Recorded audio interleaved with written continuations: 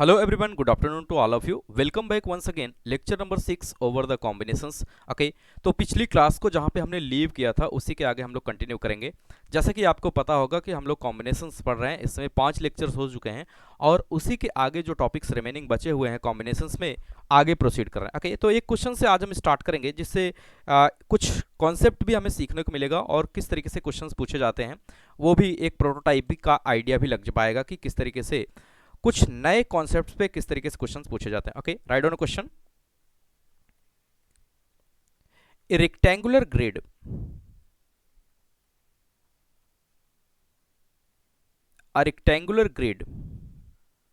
Of size 7x5। Okay, एक rectangular grid है जिसके डायमेंशंस की अगर हम बात करें तो डायमेंशंस यहां पे दिया गया है 7x5। ओके, तो मैं एक रेक्टेंगुलर ग्रिड बना ले रहा हूं, जैसा क्वेश्चन दिया है वैसा मैं लिख ले रहा हूं और बना भी ले रहा हूं। ओके, एक रेक्टेंगुलर ग्रिड है जो 7x5 का है। ओके, तो मैं ऐसा कर ले रहा हूं कि मैं मान के चल रहा हूं कि ये 7x5 का एक ग्रिड है। ओके, या कुछ इस तरीके से मैं ड्रॉ कर ले रहा हूं। ओके, 7x5 का ग्रिड बनाना है मुझे, तो 1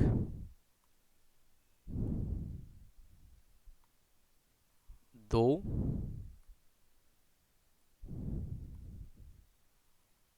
3 4 एक और लेकिन 1 5। ओके, मैं ये मान के चल रहा हूं कि ये इस तरीके से 7x5 का रेक्टेंगुलर ग्रिड है और कुछ इस तरीके से 7 1 2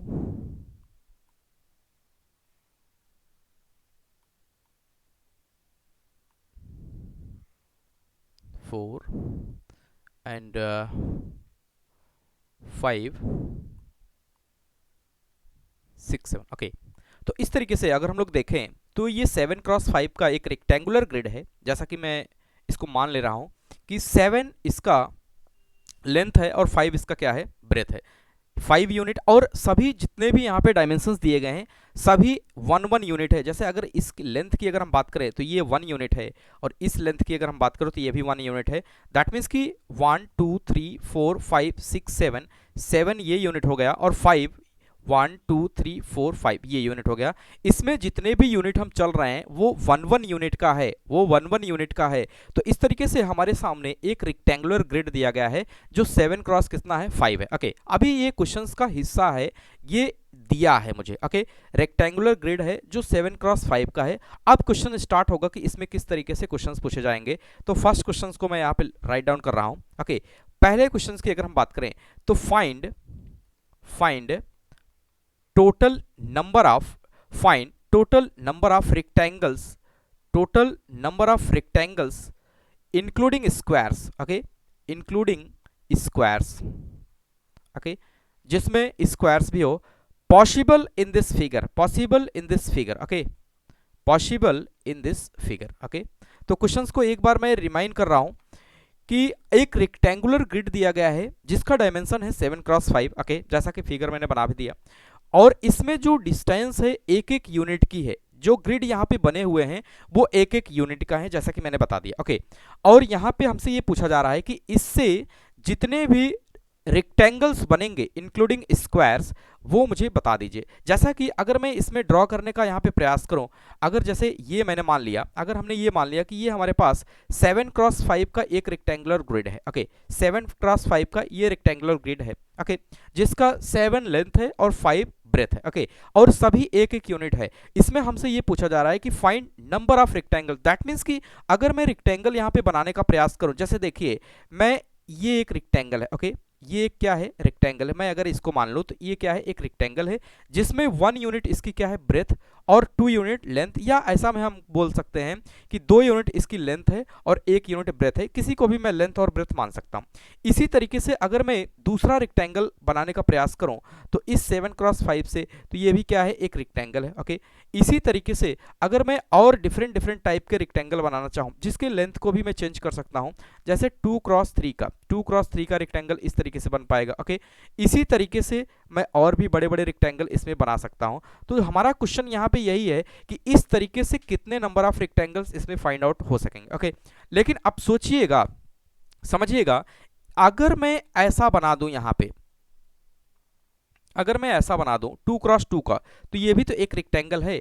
2x2 का ये भी एक रेक्टेंगल है, क्योंकि स्क्वायर इज आल्सो एक रेक्टेंगल। मैं एक लाइन लिखूंगा यहाँ पे, स्क्वायर इज आल्सो एक रेक्टेंगल। स्क्वायर क्या होता है, वो भी एक क्या होता है, रेक्टेंगल होता है। तो मैं एक लाइन यहाँ पे लिख ही दे रहा हूं कि square, square is a also rectangle, square is also rectangle which have which have which have all sides, which have all sides equal, which have all sides equal। Okay, यानी कि स्क्वायर हमारा एक ऐसा रेक्टेंगल होगा जिसके सभी side क्या होंगे, इक्वल। जैसे मैं यहाँ पे बना ले रहा हूं, आप ये देखिए, जैसे ये एक रेक्टेंगल है, अगर मैंने इसकी मान लिया इसका L not equal to B. Okay, अगर इसका L not equal to B है तो ये तो प्रॉपर रेक्टेंगल है। ओके, इसको क्या बोलेंगे, प्रॉपर रेक्टेंगल। क्या बोलेंगे, प्रॉपर रेक्टेंगल। लेकिन अगर यही रेक्टेंगल में कुछ ऐसा बना लूं कि जिसकी L इक्वल टू बी हो जाए, जिसकी L इक्वल टू बी हो जाए, यहाँ पे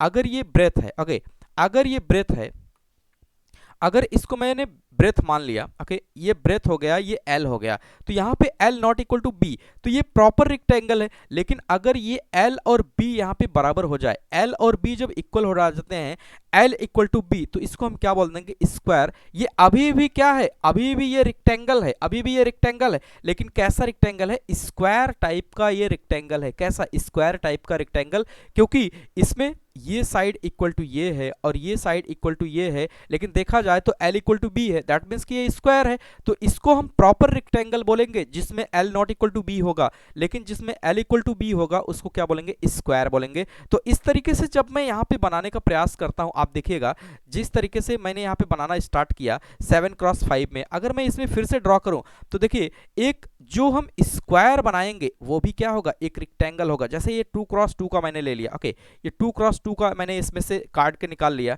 तो ये भी क्या है, एक रेक्टेंगल है, लेकिन ये स्क्वायर ऑल्सो है। इसी तरीके से अगर मैं ये निकाल लूंगा इसमें से, तो इसमें देखिए 1 2 3 4, यानी कि ये हो गया हमारा 4x1। ओके, 4x1 यूनिट का ये प्रॉपर रेक्टेंगल है। ये कैसा है, प्रॉपर रेक्टेंगल। इसका मतलब जब भी मैं रेक्टेंगल बनाना शुरू करूंगा उसमें स्क्वायर्स भी आएगा, उसमें स्क्वायर्स भी आएगा। तो यहाँ पे जो क्वेश्चन है हमारा, अगर मैं उसको यहाँ पे रिकॉल करूं, तो क्वेश्चन जो हमसे पूछा गया कि find total number of rectangles including squares, यानी स्क्वायर्स को भी मुझे लेना है, स्क्वायर को भी मुझे लेना है, क्योंकि square is also a rectangle. Square भी क्या होता है, एक रेक्टेंगल होता है।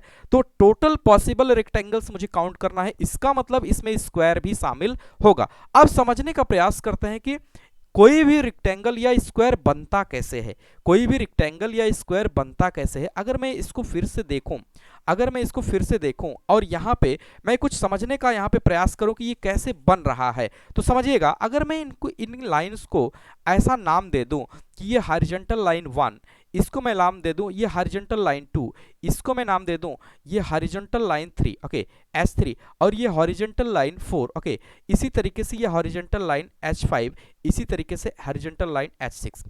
इसी तरीके से अगर मैं वर्टिकल लाइंस को नाम दूं तो ये वर्टिकल लाइन 1, ओके, ये वर्टिकल लाइन 2, ओके, ये वर्टिकल लाइन क्या होगा 3, एंड वर्टिकल लाइन ये क्या हो जाएगा 4, एंड ये वर्टिकल लाइन क्या हो जाएगा 5, एंड ये वर्टिकल लाइन 6, ओके, एंड ये vertical line 7, and in last ये वर्टिकल लाइन 8। अब समझिएगा, मैं यहाँ पे कोई भी रेक्टेंगल और स्क्वायर बनाने का प्रयास कर रहा हूं, ओके, जब भी मैं कोई दो H लाइन को, ओके, समझिएगा, मैंने इन दो H लाइन को लिया, इन दो H लाइन को लिया, ओके, ये दो H लाइन को मैंने लिया और V1 और V4 को लिया, V1 और V4 को लिया, तो मुझे क्या मिला, मुझे 2x1 का क्या मिला, एक रेक्टेंगल मिला। समझिएगा, 2x1 का क्या मिला, एक रेक्टेंगल यहाँ पे फॉर्म हुआ, ओके।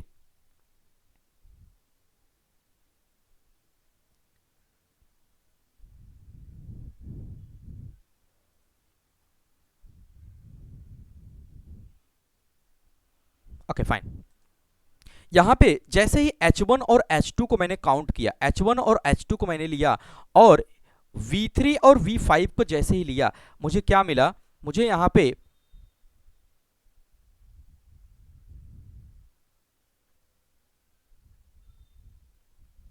ओके, थोड़ा सा टेक्निकल इशू है।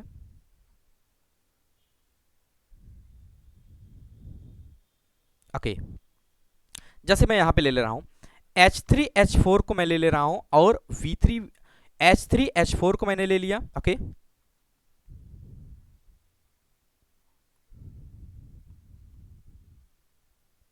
ओके, ओके, H3H4 को मैंने ले लिया और V3V5 को ले लिया। थोड़ा सा टेक्निकल इशू था। इनको जब भी मिलाया तो क्या बना, एक रिक्टेंगल बना। क्या बना, एक रिक्टेंगल बना। अच्छा, मान लीजिए अगर मैंने H4 लाइन को, ओके, H4 लाइन को और H6 लाइन को, ध्यान दीजिएगा, H4 लाइन को, H6 लाइन को और V6 लाइन को और V8 लाइन को जब मिलाया तो एक क्या बना, एक स्क्वायर बना। क्या बना, एक स्क्वायर बना। लेकिन ये ऐसा स्क्वायर है जो रिक्टेंगल भी है। ये ऐसा स्क्वायर है जो क्या है, रिक्टेंगल भी है। ये ऐसा स्क्वायर है जो कैसा है, रिक्टेंगल भी है। इसका मतलब क्या हुआ, किसी भी जब भी मैं रिक्टेंगल बना रहा हूं या जब भी मैं स्क्वायर बना रहा हूं, उसके लिए मुझे कोई दो वर्टिकल लाइंस और कोई दो हॉरिजॉन्टल लाइन की रिक्वायरमेंट है। ओके, कोई दो वर्टिकल लाइंस और कोई दो हॉरिजॉन्टल लाइन की रिक्वायरमेंट है टू ड्रॉ ए रिक्टेंगल और ए square. Okay, V1, V2, V3, V4, V5, okay, V6। थोड़ा सा टेक्निकल इशू है, मैं इसको रिजॉल्व कर लूंगा ओके इस क्लास के बाद। तो जैसे यहाँ पे अगर मैं देखूं, जैसे ये मैंने बनाया, स्क्वायर बनाया, इसके लिए भी मुझे दो, जैसे यहाँ पे H4 और H6 को मैंने लिया, H4 और H6 को, V6 और V8 को लिया, तब जाके क्या बना, एक रिक्टेंगल बना जो कि स्क्वायर भी है। इसी तरीके से इसको ड्रॉ करने के लिए H3, H4 और V3 और V5 को लिया। इसका मतलब ये है कि इन H1 से H6 के बीच, इन H1 से H6 के बीच जब भी दो लाइन को मैं सेलेक्ट कर रहा हूं, एट ए सेम टाइम इस V1 से V8 के बीच में जब भी दो वर्टिकल लाइन को मैं सेलेक्ट कर रहा हूं और H1 से H6 जब भी मैं हॉरिजेंटल लाइंस को सेलेक्ट कर रहा हूं, तो एक रेक्टेंगल या एक स्क्वायर का क्या हो रहा है, निर्माण हो रहा है। एक रेक्टेंगल या स्क्वायर को निर्माण हो रहा है। दैट मीन्स कि टू ड्रॉ ए रेक्टेंगल और square minimum two horizontal and two vertical lines are required. Okay, to draw a rectangle और square two horizontal and two vertical lines are required. Okay, तो एक line लिखेंगे यहाँ पे। Okay, एक line यहाँ पे नोट करके लिखेंगे, for any rectangle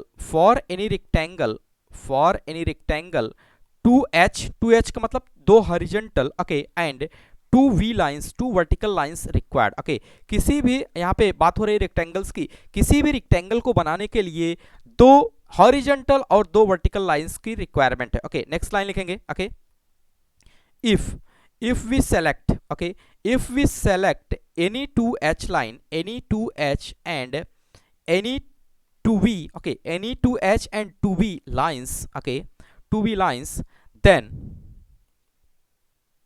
they will form they will form they will be formed a rectangle. Okay, a rectangle, okay, a rectangle which may be also a square, already मैं बता चुका हूं, square भी rectangle होता है, लेकिन वो ऐसा रेक्टेंगल होगा जिसके सभी साइड्स क्या होंगे, इक्वल होंगे। ओके, तो अब यहां पे समझिएगा, यानी कि दो हॉरिजॉन्टल दो वर्टिकल लाइंस को जितने तरीके से मैं यहां पे सेलेक्ट कर रहा हूं, ध्यान दीजिएगा, जैसे अगर मैं H5 और H6 को यहां पे सेलेक्ट किया, H5 H6 को सेलेक्ट किया और V1 V2 V5 को सेलेक्ट किया, तो ये हमारा क्या बन जाएगा, एक यहाँ पे रेक्टेंगल बन जाएगा। इसी तरीके से हम जितने टाइप से V1 से V8 के बीच में दो वर्टिकल लाइन और H1 से H6 के बीच में जब भी हम कोई दो लाइन सेलेक्ट कर रहे हैं एट ए सेम टाइम, तो या तो वो रेक्टेंगल बन रहा है या तो स्क्वायर बन रहा है। दैट मीन्स कि यहाँ पे भी सिलेक्शन हो रहा है इस V1 से V8 के बीच में जितने तरीके से हम इन दो लाइंस को, दो वर्टिकल लाइंस को सिलेक्ट कर रहे हैं एट अ सेम टाइम, जब H1 और H6 के बीच से दो वर्टिकल लाइंस को, दो हॉरिजॉन्टल लाइंस को हम सेलेक्ट कर रहे हैं, तो एट अ सेम टाइम जब सिलेक्शन कर रहे हैं तो क्या बन रहा है, या तो रेक्टेंगल बन रहा है या तो स्क्वायर बन रहा है। तो जितने पॉसिबल केसेस होंगे उसको अगर मैं यहाँ पे लिखूं, तो यहाँ पे मैं लिख सकता हूं कि hence total number of rectangle total number of rectangle की अगर हम बात करें, total number of rectangle including square, okay यहां पे लिखेंगे including square, including squares, including squares की अगर हम बात करें तो हम क्या करेंगे, इन दो यानी कि जो यहाँ पे गिवन है H1 से H6 के बीच में जितने भी लाइंस हैं इनमें से दो को मुझे सेलेक्ट करेंगे, ओके यानी कि 6 ये लाइंस दिए गए हैं तो 6 में से कोई भी दो लाइन को हम सेलेक्ट कर ले रहे हैं। और वर्टिकल लाइंस की अगर हम बात करें तो वर्टिकल्स कहाँ से है, V1 से V8 के बीच में, V1 से V8 यानी कि 8 लाइन में से जब भी मैं दो को सेलेक्ट कर रहा हूं और एट ए सेम टाइम है इसलिए क्या होगा, मल्टीप्लाई होगा। ये किसके लिए है, ये है हॉरिजॉन्टल लाइन, ये किसके लिए है, हॉरिजॉन्टल लाइंस के लिए है, ओके हॉरिजॉन्टल लाइंस। और ये किसके लिए, वर्टिकल लाइंस, वर्टिकल लाइंस के लिए। यानी कि जितने तरीके से हम इन 6 में से दो हॉरिजॉन्टल लाइंस को सेलेक्ट करेंगे एट अ सेम टाइम, जब भी हम इस 8 वर्टिकल में से दो को सेलेक्ट करेंगे तो क्या बनता है, नंबर ऑफ रेक्टेंगल्स बनता है। इंक्लूडिंग स्क्वायर्स आल्सो, उसकी साइड इवन भी हो सकती है,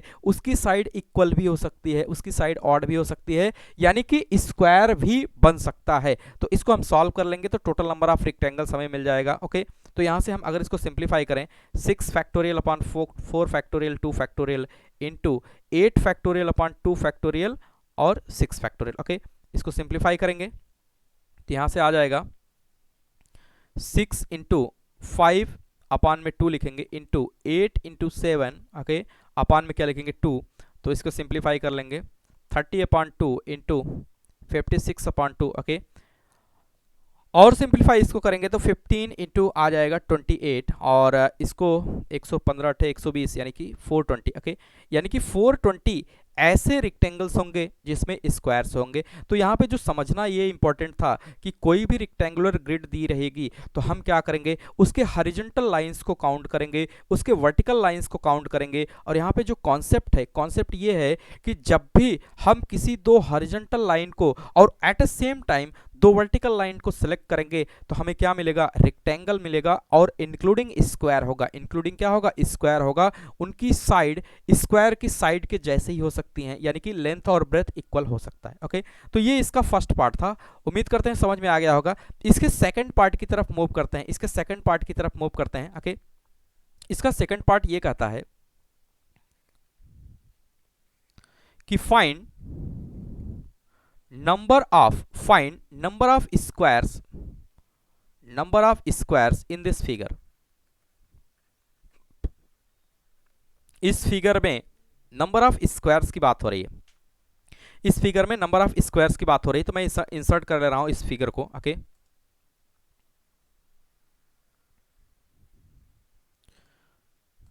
ओके तो इस फिगर में अगर हम बात करें,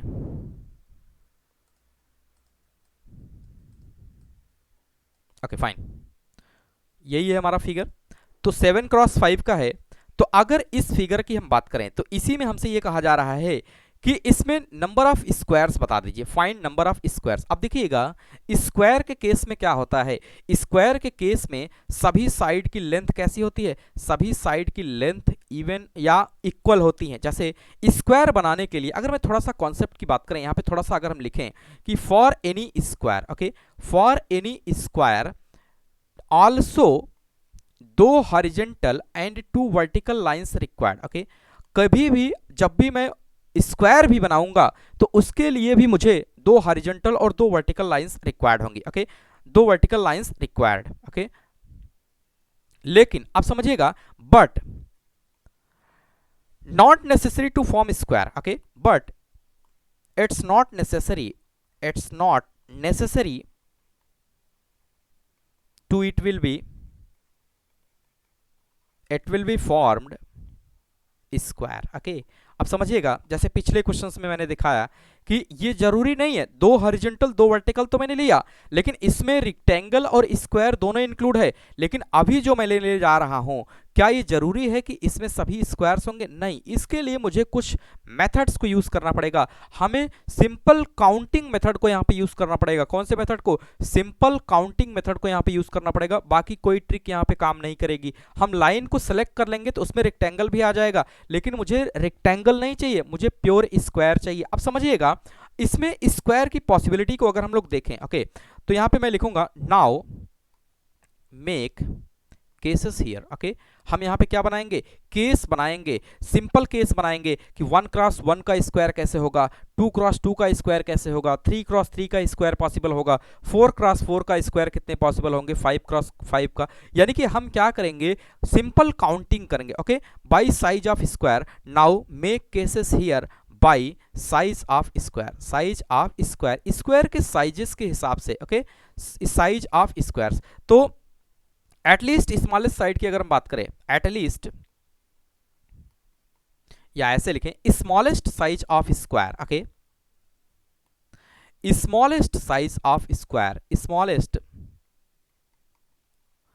साइज ऑफ स्क्वायर की अगर हम बात करें तो वो क्या होता है? 1 क्रॉस 1। ओके, ये लिख इसलिए रहे हैं ताकि आपको क्लियर हो सके, अदरवाइज क्वेश्चंस का आंसर विद इन सेकंड निकाला जा सकता है। ओके, तो स्मॉलेस्ट साइज ऑफ स्क्वायर की अगर हम बात करें तो कैसा होगा? 1 क्रॉस 1। ओके, इसी तरीके से आगे अगर हम बढ़ें तो 2 क्रॉस 2 का होगा, 3 क्रॉस 3 का होगा, ओके, 4 क्रॉस 4 का होगा, ओके, एंड सो ऑन। तो स्क्वायर इस तरीके से होंगे, स्क्वायर इस तरीके से होंगे, 1 cross 1, 2 cross 2, 3 cross 3, 4 cross 4। Okay, तो अब हम क्या करेंगे? With the help of simple counting. Okay, with the help of simple counting, तो मैं यहाँ पे लिखूंगा with the help of, okay, with the help of simple counting. Okay, with the help of simple counting, simple counting method. Okay, तो यहाँ पे कोई trick काम नहीं करेगा, हम सिंपल पेशेंस के साथ सिंपल काउंटिंग मेथड्स को यहाँ पे यूज करेंगे। कौन से मेथड को? सिंपल काउंटिंग मेथड यहाँ पे मैं यूज करूंगा। ओके, सिंपल काउंटिंग मेथड से हम यहाँ पे कर लेंगे। ओके, तो मैं यहाँ पे इंसर्ट कर ले रहा हूं।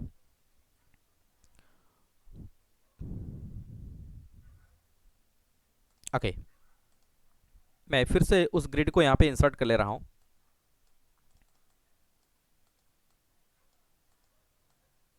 फाइन, अब देखिएगा सिंपल काउंटिंग यहाँ पे कैसे करेंगे। ओके, सिंपल काउंटिंग यहाँ पे बात चल रही है। सिंपल काउंटिंग के लिए हम क्या यूज करेंगे? ओके, समझिएगा, ये है हमारा 7 क्रॉस 5 का ग्रिड। ओके, 7 क्रॉस 5 का ये ग्रिड है। अब सिंपल काउंटिंग इसमें कैसे हेल्प करेगा हमें नंबर ऑफ स्क्वायर्स निकालने में? देखिए, पहले तो 1 क्रॉस 1 का देखें तो देखिए, ये है एक स्क्वायर, ये दूसरा है, ये तीसरा है, ये चौथा है, ये पांचवा है, ये छठवां है, ये सातवां है। ओके, यानी कि अगर मैं रो वाइज चलूं, कलर में चेंज करके अगर देखूं, इसी तरीके से अगर मैं, ये एक रो हो गया। ओके, एक रो हो गया, और अगर मैं कॉलम की बात करूं तो ये एक ये हो जाएगा, एक ये हो जाएगा, एक ये हो जाएगा, एक ये, और इसी तरीके से ये। तो अगर मैं टोटल नंबर ऑफ 1 क्रॉस 1 की बात करें, 1 क्रॉस 1 की बात करें, तो सिंपल काउंटिंग से हम तो काउंट कर लेंगे, जैसे 1 2 3 4 5 6 7। ओके, 1 2 3 4 5, 5 इंटू 7 कर देंगे तो हमें 1 क्रॉस 1 का यहाँ पे मिल जाएगा, जो कि बहुत ही आसान होता है। तो मैं साइज ऑफ स्क्वायर यहाँ पे लिख ले रहा हूँ। ओके, साइज ऑफ स्क्वायर्स लिख ले रहा हूँ, साइज ऑफ स्क्वायर्स, और इसके बगल में लिख ले रहा हूँ कि नंबर ऑफ स्क्वायर्स। ओके, इसके बगल में लिख ले रहा हूँ कि नंबर ऑफ स्क्वायर्स। ओके, समझिएगा, बहुत पेशेंस के साथ इसको समझेंगे तभी समझ में आएगा। Number of squares. ओके, देखिए, अगर मैं 1 क्रॉस 1 की बात करता, एक एक यूनिट है, ये मुझे पता है, एक एक यूनिट है, तो हम क्या करते? Size of square, smallest size की अगर हम बात करें तो 1 क्रॉस 1 होगा। 1 क्रॉस 1 के केस में कितना आ गया?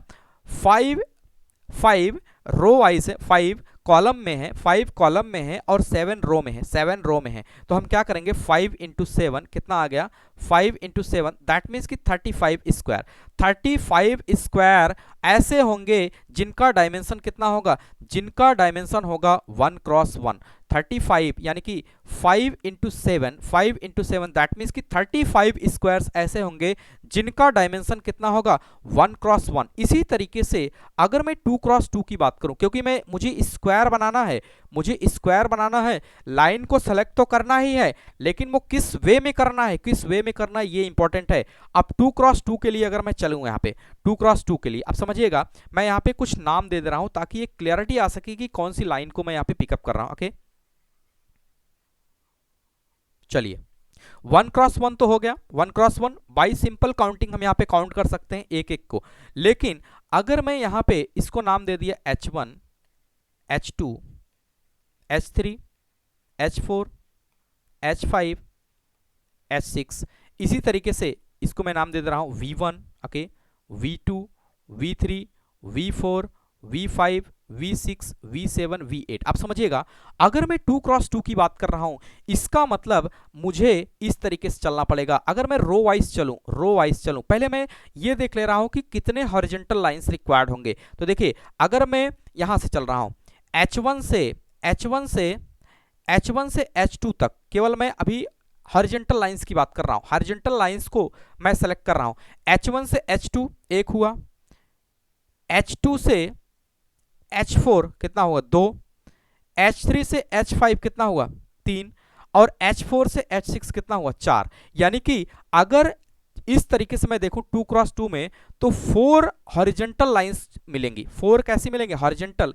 इसी तरीके से वर्टिकल लाइंस की अगर हम बात करें, तो 2 क्रॉस 2 के लिए मुझे क्या लेना पड़ेगा? V1 से V3 1, V2 से V4 2, V3 से V5 3, V4 से V6 4, V5 से V7 5, और V6 से V7 कितना हो जाएगा 6। यानी कि इस तरीके से 6 वर्टिकल लाइंस को हम सेलेक्ट कर सकते हैं। 6 वर्टिकल लाइंस को 6 बार मैं सेलेक्ट कर सकता हूं।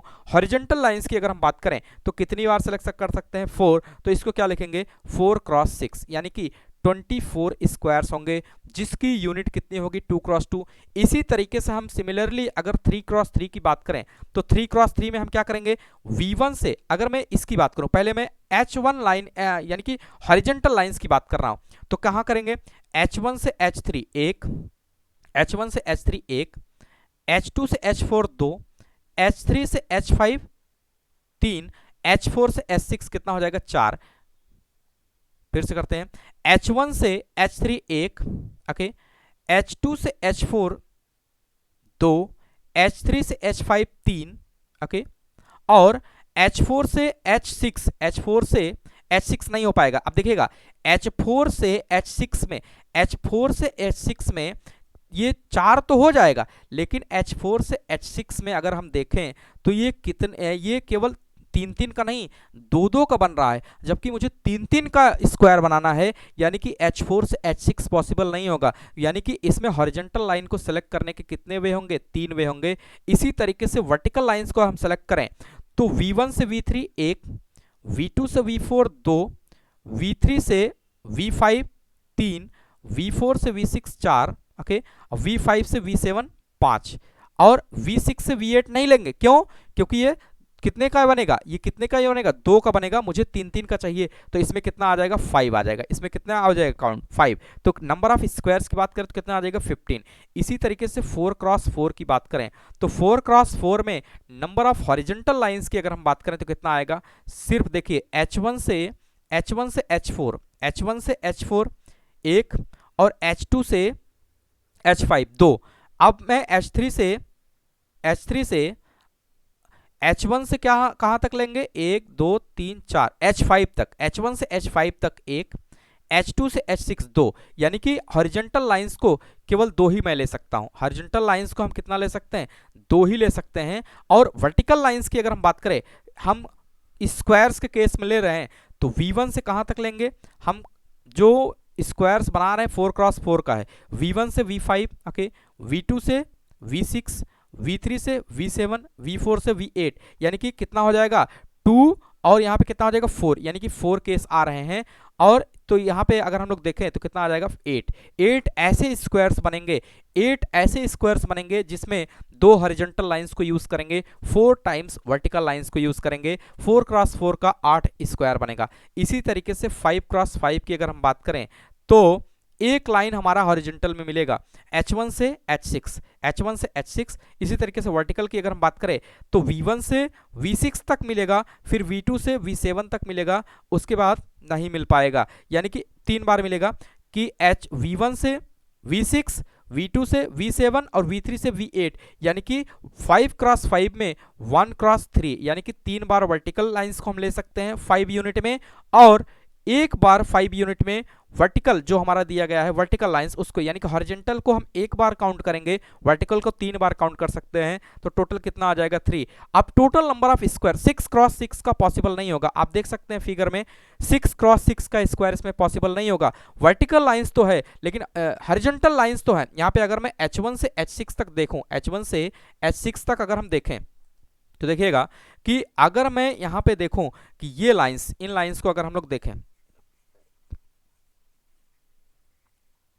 इन लाइंस को अगर हम लोग देखें कि अगर मैं ये इस लाइन को ले लूं 1 2 3 4 5 5 ही है तो 6 क्रॉस हम ले ही नहीं सकते क्योंकि ये 5 टाइम्स ही काउंट हो रहा है। तो 5 क्रॉस 5 का ये भले हमारे पास 7 तक है लेकिन अगर मैं इसकी बात करूं तो ये 5 तक ही है तो हम इसको नहीं ले सकते, यानी कि 5 क्रॉस 5 का ही स्क्वायर पॉसिबल होगा, 6 का नहीं। तो अगर टोटल नंबर ऑफ स्क्वायर्स की बात करें, यहाँ पे अगर मैं इसको ऐड करूं टोटल नंबर ऑफ स्क्वायर्स की अगर हम बात करें तो सभी को ऐड कर लेंगे, यानी कि 35 24 15 8 और 3 इन सभी को ऐड कर लेंगे तो कितना आ जाएगा 5 और 9 9 5 14 14 8 14 6 20 2 22 ओके 22 3 25 ओके 2 और 3 2 5 1 6 6 2 8 85 ओके 85 स्क्वायर्स बनेंगे। कितने बनेंगे 85 प्योर स्क्वायर बनेंगे। तो प्योर स्क्वायर्स की अगर हम बात करें okay, total number of pure square okay, total number of pure squares की अगर हम बात करें तो कितने आ जाएगा 85 ओके। और यहीं पे अगर हमसे ये पूछ लिया जाए कि total number of pure rectangles की अगर हम बात करें तो total number of pure rectangles की बात करें तो टोटल हमारे पास कितना आया था 420 के आसपास आया था ओके। कितना आया था, अगर मैं टोटल की बात करूं तो टोटल हमारे पास इंक्लूडिंग स्क्वायर्स की अगर हम बात करें तो 420 आया था। कितना आया था 420। इंक्लूडिंग स्क्वायर कितना आया था 420। इंक्लूडिंग स्क्वायर कितना आया 420। तो 420 में से हम क्या करेंगे प्योर स्क्वायर को सब्सट्रैक्ट कर देंगे, कितना आ जाएगा 335। तो प्योर रेक्टेंगल्स की अगर हम बात करें तो कितना आ जाएगा 335। प्योर स्क्वायर्स की बात कर देंगे तो कितना आ जाएगा, प्योर स्क्वायर्स आ जाएगा 85। तो इस तरीके से इन क्वेश्चंस को हम कर सकते हैं ओके। इसका एक पोर्शन और बचा हुआ है, उसको भी कर लेते हैं ओके। इसके लास्ट पोर्शन की तरफ मूव करते हैं okay. Find number of rectangles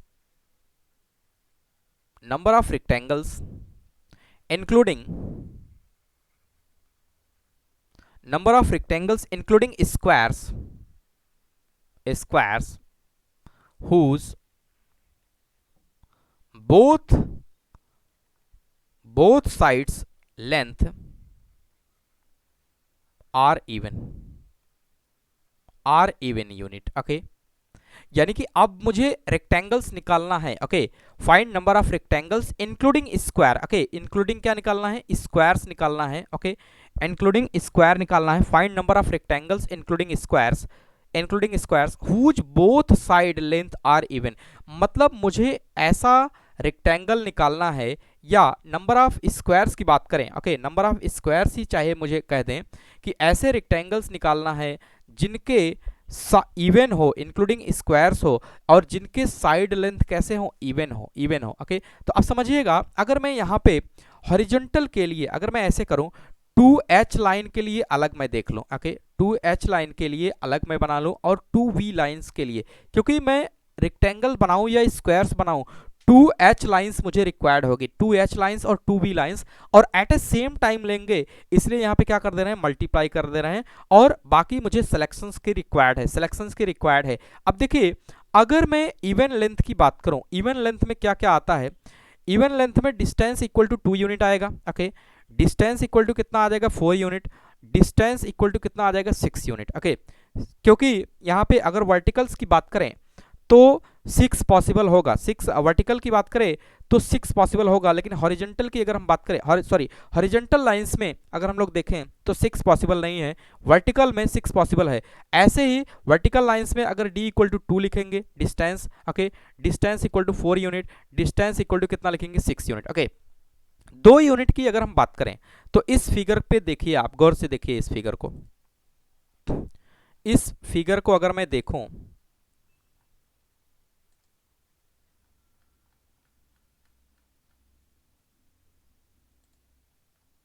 okay, इस फिगर को आप देखिए। अगर मैं इस फिगर में 2-2 यूनिट की बात हो रही है, ओके, इस फिगर में 2-2 यूनिट की बात हो रही है, अगर मैं केवल यहाँ पे एच लाइंस की बात कर रहा हूँ, एच लाइंस की मैं बात कर रहा हूँ और 2-2 यूनिट की, तो ये है हमारे H lines, H1, H2, H3, H4, H5, H6। पहले मैं हॉरिजॉन्टल लाइंस की बात कर रहा हूँ, ओके। 2 यूनिट में अगर हम लोग देखें तो H1 से H3, ओके, H1 से कहाँ चले जाएंगे H3, फिर H2 से कहाँ चले जाएंगे H4, ओके, कितनी बार हुआ 2 बार हुआ। इसी तरीके से हम कहाँ से कहाँ तक, H3 से कहाँ चले जाएंगे H5, और H4 से कहाँ चले जाएंगे H6। अगर मैं इसको काउंट करूं तो टोटल काउंट में जो आएगा वो कितना आएगा 4 यूनिट आएगा। कितना आ जाएगा 4 यूनिट, या 2 यूनिट के लेंगे या इवन के लिए, अब देखिए और आ रहा है इसलिए यहाँ पे क्या करेंगे प्लस करेंगे। जब भी मैं 4 यूनिट का केस की बात करूंगा, 4 यूनिट के केस में कितना हो जाएगा, H1 से कहाँ तक लेंगे H4 तक, ओके। इसी तरीके से H2 से कहाँ तक ले लेंगे H5, ओके।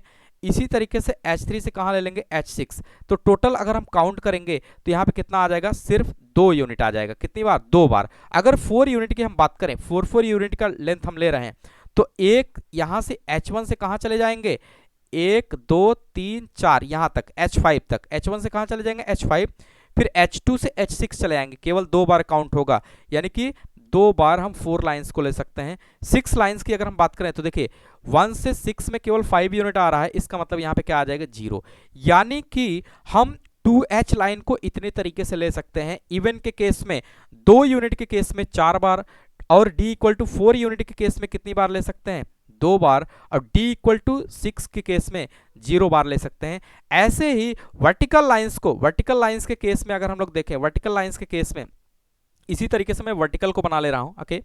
इसी तरीके से अगर मैं वर्टिकल को यहां पे देखूं, ओके, वर्टिकल लाइंस में देखिए, अगर मैं इसको V1, V2, V3, V4, V5, V6, V7, V8, अगर मैं V1 को सेलेक्ट किया और मुझे पहले, सबसे पहले मुझे कितने यूनिट का चाहिए, अगर मैं देखूं स्टार्टिंग में मैं ले रहा हूं 2 यूनिट का, ओके, मैं 2 यूनिट का ले रहा हूं।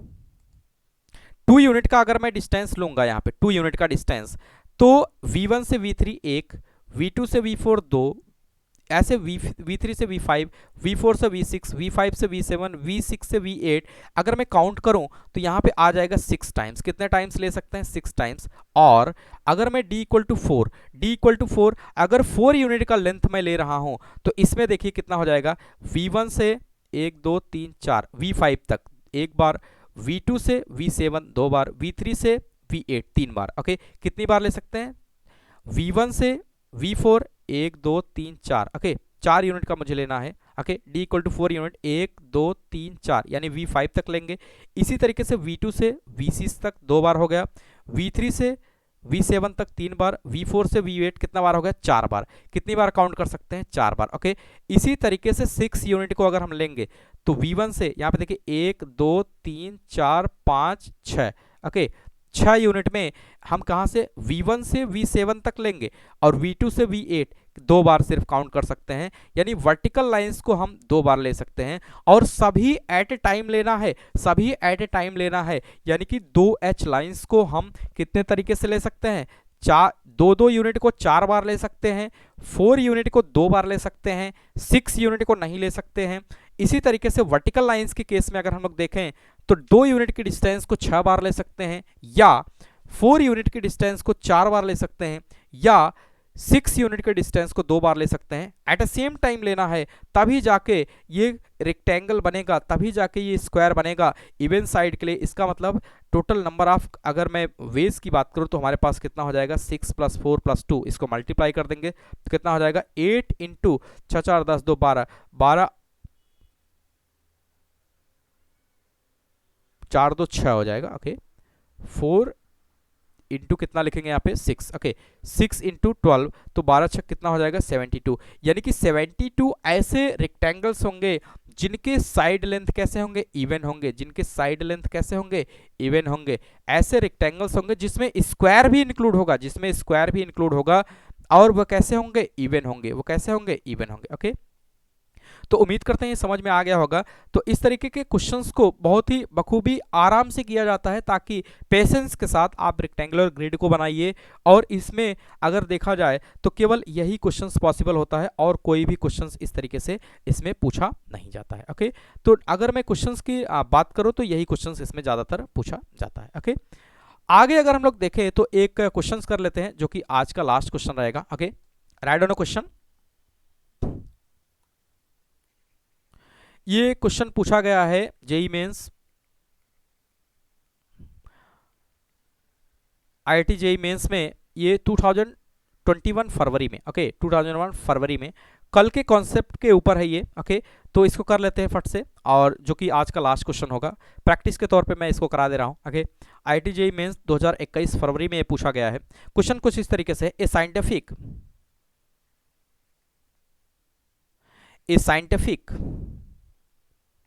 committee a scientific committee is to be formed। बहुत ही आसान है, कल के कॉन्सेप्ट के ऊपर है। A scientific committee is to be formed from 6 Indians and 8 foreigners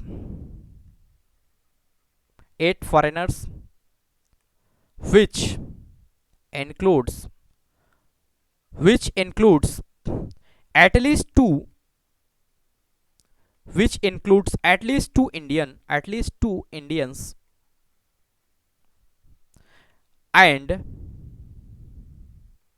double the number of foreigners as Indians। Okay, then the number of ways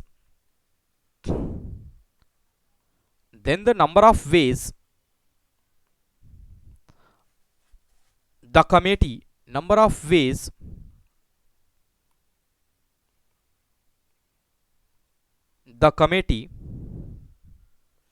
can be formed is, options दिए गए हैं। Option number A 560, option number B 1050, option number C 1625 and option number D 575। Okay, IIT JEE mains में 2021 फरवरी में question आया है। कल ही इसके concept पे मैंने बात किया था, आज इस पे मैं क्वेश्चंस मैंने देखा तो मैंने सोचा करा दे। ओके, तो देखिए क्वेश्चंस में कुछ है नहीं। ओके, ये कह रहा है कि एक कमेटी बनाई गई। ओके, एक साइंटिफिक कमेटी बनाई गई जिसमें 6 इंडियंस हैं और 8 फॉरेनर्स हैं। इन सभी से, यानी कि 6 इंडियन हैं और 8 फॉरेनर्स हैं। मैं थोड़ा सा लिख लेता हूं कि टोटल अगर मैं बात करूं, टोटल जो यहाँ पे गिवन है, टोटल गिवन की अगर हम बात करें तो 6 इंडियन है। ओके, कितने इंडियन है, 6 इंडियंस हैं and 8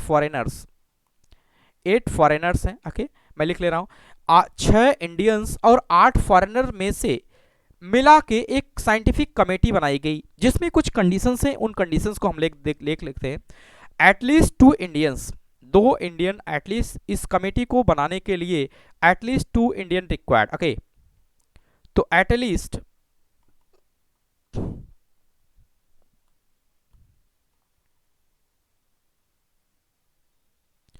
at least 2 Indian required. Okay, at least 2 Indians